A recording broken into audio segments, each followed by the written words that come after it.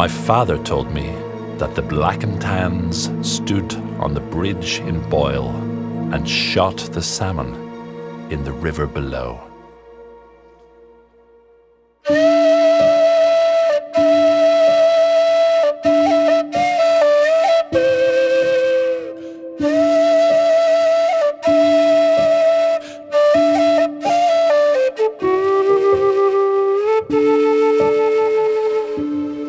All those before me have been boatmen and fishermen. I am the last in a long line. They used flat-bottomed boats called gandalos for catching salmon and cutting reeds for thatch. The boats were specially built for mudflats and were perfectly designed to slide along the mud.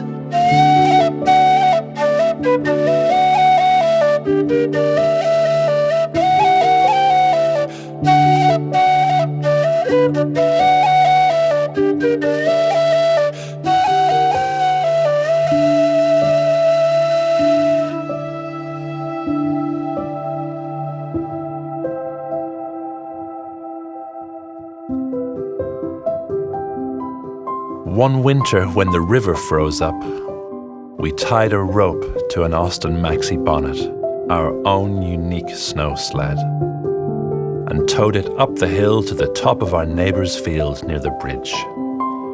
Two of us and Trixie the dog sat into it, and the others pushed off the sled for its run. It gathered speed as it went along, rose over the hump of the bank, and then disappeared.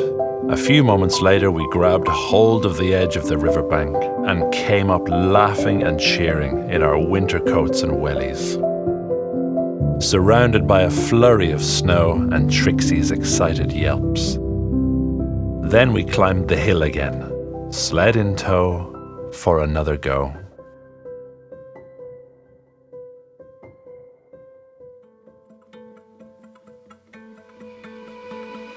I've heard them say that there's something out at sea now. Which is the problem. That's the problem. When Ardnacrusha Dam was built, salmon numbers declined steadily year after year. And by the 60s, they had virtually disappeared.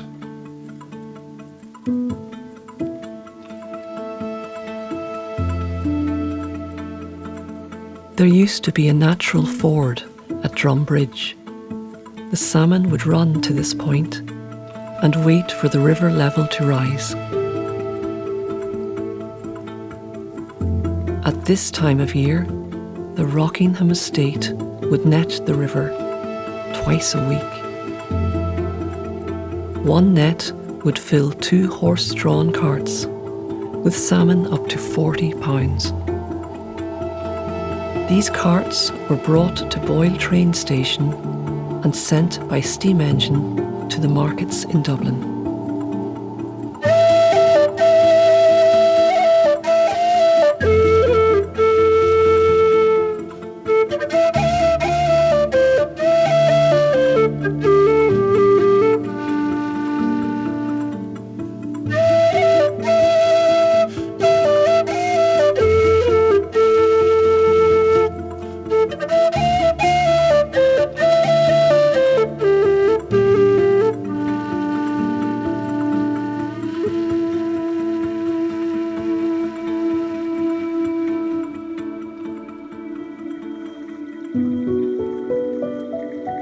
The locals say that loch has a mind of its own.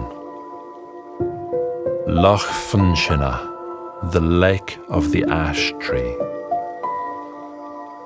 There's none like it in Ireland or even Europe. It overflows, then almost fully disappears, then overflows again. A type of turloch, they say, connected underground to the Shannon.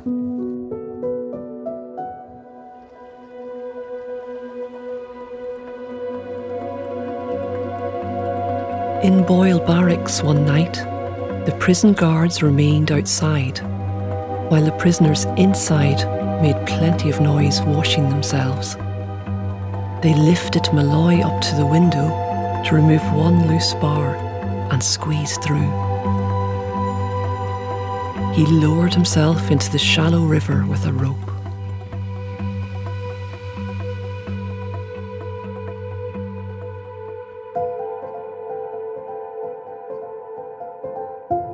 I remember each day the young people went along the ice to Athlone. It was no wonder that the ice was so thick, for snow fell each day and frost came each night. And there was a continuation of this for almost 40 days. It was a lucky thing for the people the months in which the frost occurred were January and February. For the crops were not yet sown to be destroyed by it. In fact, it had advantages. It purified the land and rid it of all harmful insects and pests and weeds, including grubs and wireworms, charlock and chickenweed. And so the old proverb comes in true. Everything is of some use.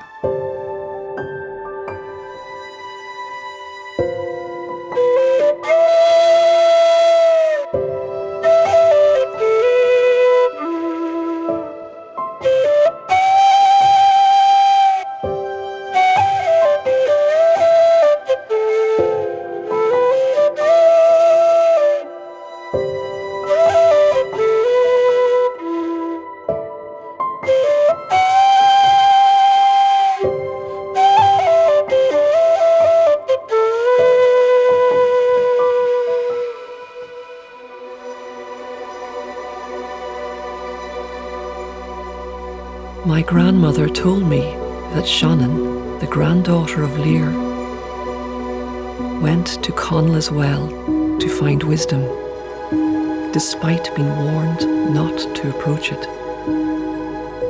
There she caught and ate the salmon of wisdom, becoming the wisest being on earth.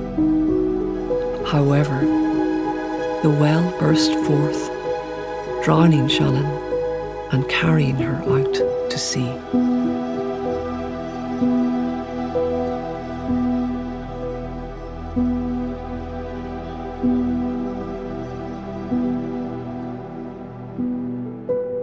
They talk of Mary, the widow Murray, refusing to leave her home when ordered out by the Black and Tans.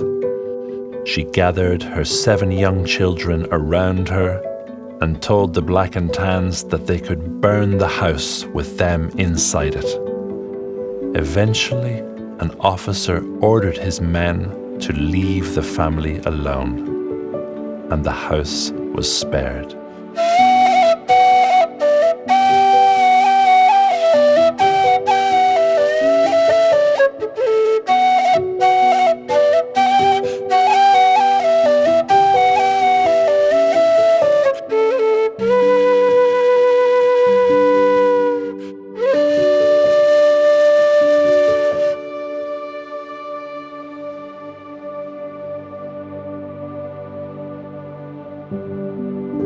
We sang to our heart's content as our boat moved on, leaving behind her all kinds of ripples, once again feeding the imagination.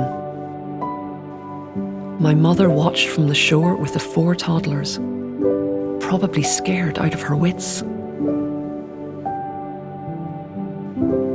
As we rode our merry way, the bulrushes seemed to sway and dance to our singing. The moorhen seemed to be oblivious to our intrusion of their space. The wild ducks dipped and fished before our very eyes, and the kingfisher took our breath away. And Dad named each species, told us about their way of life and the food they ate, and about insects and water spiders and plants, exciting our minds even further as we watched in anticipation for the next surprise.